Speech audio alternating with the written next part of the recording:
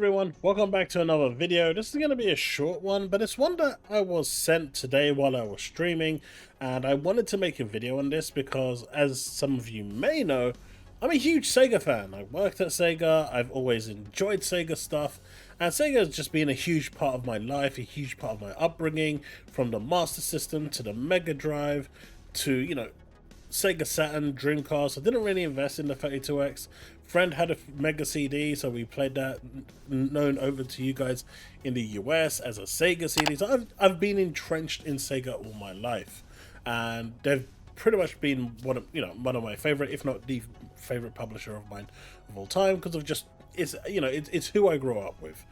When I first started gaming, the the Master System Mega Drive was there. I still remember the first games I played, and I loved my Dreamcast. My Dreamcast was a phenomenal machine. It's a shame the way it went out, but it was the first console to actually have online gameplay. And well, this piece of news came along, and it actually kind of just stood out, and I was like, whoa, what is this actually talking about? So let's just go through this article, because I think it's quite cool, right, that people are still doing this sort of thing in this day and age and still working on it. And I'm sure, via emulation there might be options out there, but for those of you who are retro, that want that native feel, running through either your CRT or your LCD TVs and stuff, this could still be great. I mean, I think these were using SCART cables at the time, if you remember what they are, or they're using components. Either way, after 23 years after Sega pulled the plug, 23 years, every online PAL Dreamcast game is live once more. It's weird how, I'm not sure why it's only PAL and not NTSC either, but I guess they're only targeting PAL for now. Last week we reported on the welcome news that Speed Devils on the Sega Dreamcast was playable online, and we'll check that out in just a sec. This development means that every single PAL Dreamcast game with online multiplayer capabilities is now playable over the internet 23 years after Sega terminated its Europe-based Dream Arena platform. Don't forget, Sega at the time had their Dream Arena. You had that disc that you had to plug in. We're talking about dial-up days, people. Dial-up. 56k modems that you used to go online and you couldn't even use your house phone because it was basically in use with your 56k. We're not talking 1 meg or 1 gigabit download. We're talking 56k. We're talking dinosaur days, but this is how we were gaming back then. With Chu Chu Rocket, I believe, was the first online game that I played with the Dreamcast. It was so cool. It was revolutionary. It's what started online gaming overall, and I'm pretty sure it's what, Xbox overall took inspiration from when they released Xbox Live.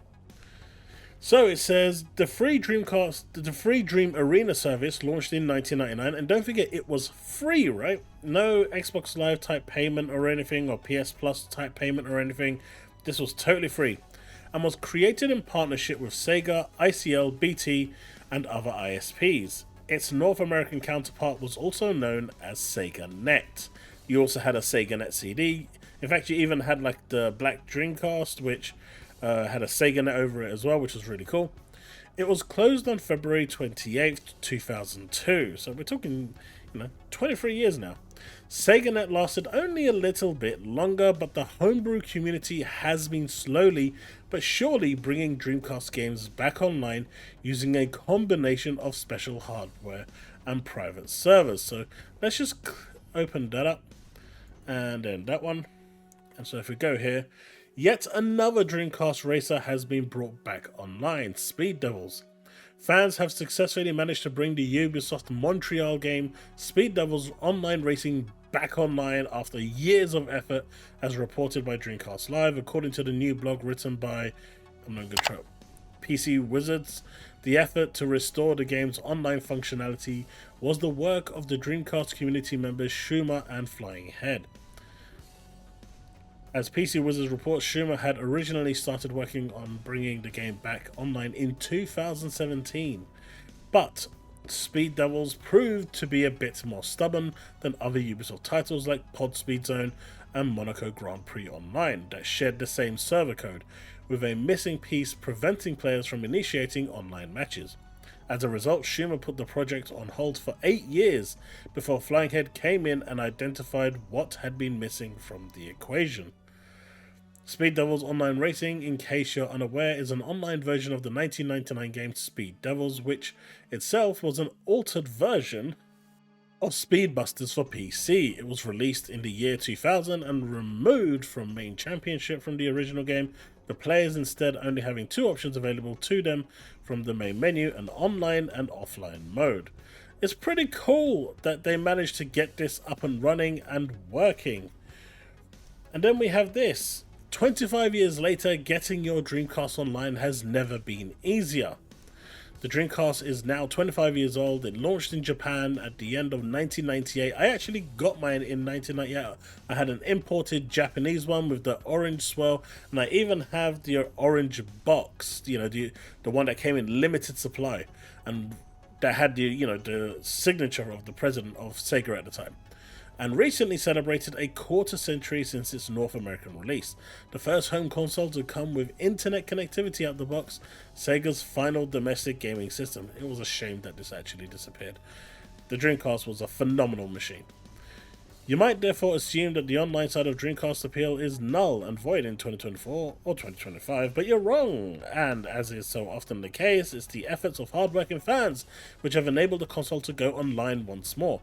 And basically, this is the whole guide. I'll have a link to this in the description below. But this is actually really damn cool. And they're basically showing you, telling you what you pretty much need in order to get it to work. But yeah, I mean, the Dreamcast came with an RJ45 port, so most of it is pretty cool. I guess DreamPI is what you need in order to get it to work. But overall, this goes through the whole process of configuring your Dreamcast settings. It's the full Shazam. So yeah, I'll have a link to this in the description below. You can play Daytona USA. There you go, Chu Chu Rocket, right in the bottom left-hand corner. Yeah, these were the good days, man. These were the days when gaming where you just... this is awesome. This is so awesome.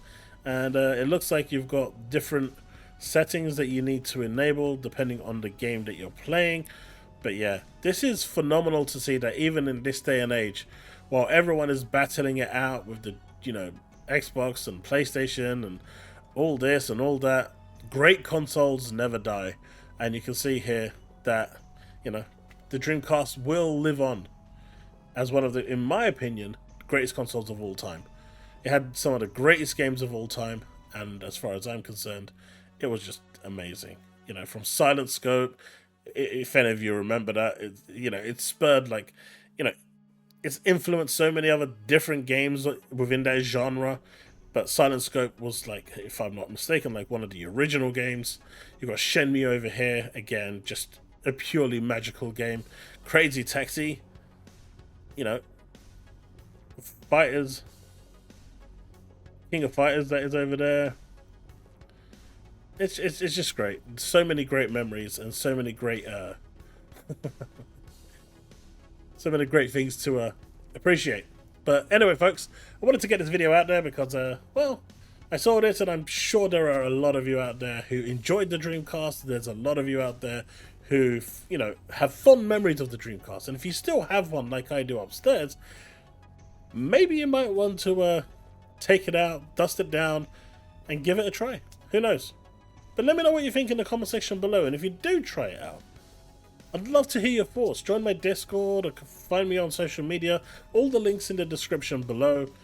And yeah, I'd love to hear what your experiences with all this is.